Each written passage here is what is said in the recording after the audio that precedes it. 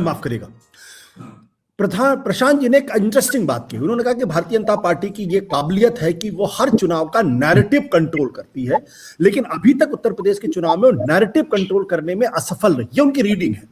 कई test balloon छोड़े गए लेकिन अभी तक लग नहीं रहा है। आप भी क्या इस राय से सहमत है? क्योंकि आप इस वक्त सुल्तानपुर में और लगातार पिछले 2-3 महीनों से आप सुल्तानपुर के आसपास हैं, उत्तर प्रदेश के अंदर नजारा देख रहे हैं लोगों की। मोदी की रैली में भी आप गए, आप अरविंद केजरीवाल की रैली में भी गए, आप अखिलेश की रैलियों को भी देख रहे हैं। आपको क्या नजर आ रहा है उसमें? मैंने पूर्वी उत्तर प्रदेश के करीब 26 जिलों में अब तक मैं गया हूं, और देवी पाटन मंडल मैंने बहराइच छोड़ के लगभग सभी कवर किया है। और इस इलाके को मैं यहाँ का हूँ, जानता भी हूँ, बहुत सालों लिखा है इसको, मैं बहुत ठीक से जानता हूँ। ये जो आंकड़े आपके पास आए हैं, इसमें ये अलग बात है कि सर्वेक्षण बहुत बार गलत होते हैं, बहुत ज्यादा गलतियां उनमें होती हैं, और उनमें अविश्वास हमेशा बना रहता है। लेकिन मुझे फिलहाल अभी इस आंकड़े में हो सकता है इसमें एक की जगह 41 हो, 40 हो, या कुछ हो, या थोड़ा बहुत ऊपर नीचे हो, लेकिन जो ये बात है कि बीजेपी सबसे आगे है, और वो मतलब विजिबली आगे है, इसमें कोई संदेह नहीं है मुझे इस समय तक। और ये भी, इससे मैं बिल्कुल असहमत हूँ कि वो उसके हाथ में, उत्तर प्रदेश का परसेप्शन बिल्डिंग बीजेपी के हाथ नहीं है।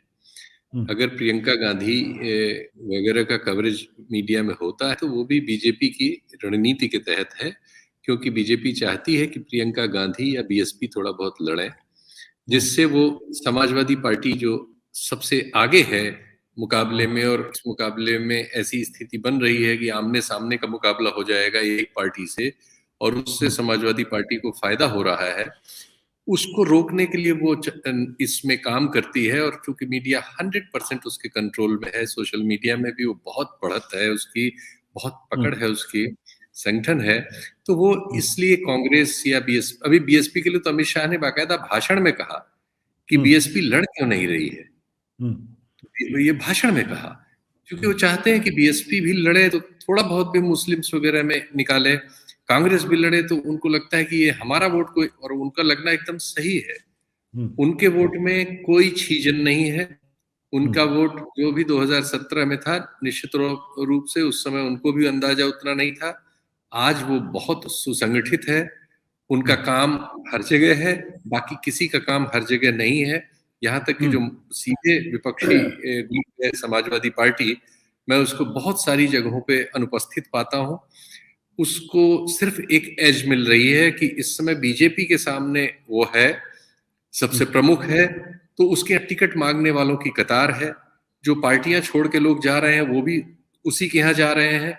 इस सब से एक परसेप्शन बन रहा है, और इस सब से इंडिविजुअली चूंकि सब कुछ अखिलेश हैंडल कर रहे हैं, और जहां तक मुझे उसकी भी थोड़ी बहुत जानकारी कि उनके पास उस तरह की कोई ऐसी टीम नहीं है प्रोफेशनल, जो इतनी बड़ी है थोड़ी बहुत, लेकिन तुलनात्मक रूप में बीजेपी के तो कोई मुकाबला ही नहीं है उनका।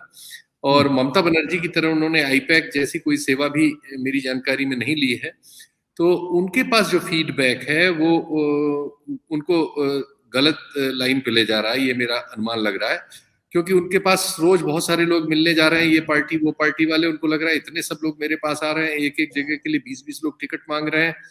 और हो क्या रहा है कि चूंकि एक जगह के लिए 20 लोग टिकट मांग रहे हैं, वो सारे लोग इनकी सभाओं में अपनी शक्ति के साथ पहुंचते हैं। आजकल उत्तर प्रदेश, बिहार, अब तो पूरे देश में ही चुनाव लड़ना करोड़पतियों का काम है। अब चुनाव कोई साधारण आदमी नहीं लड़ता, तो जो करोड़पति लड़ते हैं वो संसाधनों से लैस होते हैं। तो वो 18-20 आदमी जो एक विधानसभा से टिकट मांग रहे हैं, वो संसाधनों के साथ जाते हैं। अभी कल परसों ही मैं कार्यक्रम में था जब केजरीवाल साहब आए थे, तो मोहनलालगंज में उनकी सभा थी, मैंने उसको भी कवर किया। तो वही हुआ कि वहां लाइन लगी थी, सब उसमें बड़ी बड़ी फॉर्च्यूनर, मतलब जितने लोग केजरीवाल की सभा में व्यक्ति आए थे उतनी गाड़ियां कम से कम इनके यहाँ थी, अखिलेश के यहाँ एक उसमें। तो ये जो डिफरेंस था साधनों और इसका जो है, इससे किसी भी नेता का पागल होना स्वाभाविक है। और उत्तर प्रदेश की आबादी बहुत ज्यादा है, तो अगर आपको 20% भी वोट मिल रहा होता है तो आपकी सभाओं में इतनी भीड़ हो जाती है कि वो आप उससे चमत्कृत हो सकते हैं। लेकिन मैं सैंपल्स, मेरे पास कम से कम इस समय तक अपने बटोरे हुए 1500 से ज्यादा सैंपल्स हैं जिनसे मैं बात कर चुका हूं लोगों से, और मैं ये बिल्कुल मानता हूं कि बीजेपी कम से कम 5-6 पॉइंट से इस समय समाजवादी पार्टी से आगे है। और इस समय चुनाव में अखिलेश के पास ये सामर्थ्य भी नहीं बन पाई है कि वो कोई मुद्दा लेके सामने आए। तेजस्वी के पास एक मुद्दा था, उसने बेरोजगारी के सवाल को मुख्य सवाल बना लिया था और चुनाव में आ गया था। अभी अखिलेश के, अब जो हो सकता है उनकी रणनीति हो, अभी कुछ दिन में हमें पता चला, आज की तारीख में वो बिना मुद्दे के सिर्फ इस तर्क पे लड़ रहे हैं कि वही लड़ाई में आमने सामने है। ये सच है कि वो लड़ाई में आमने सामने है।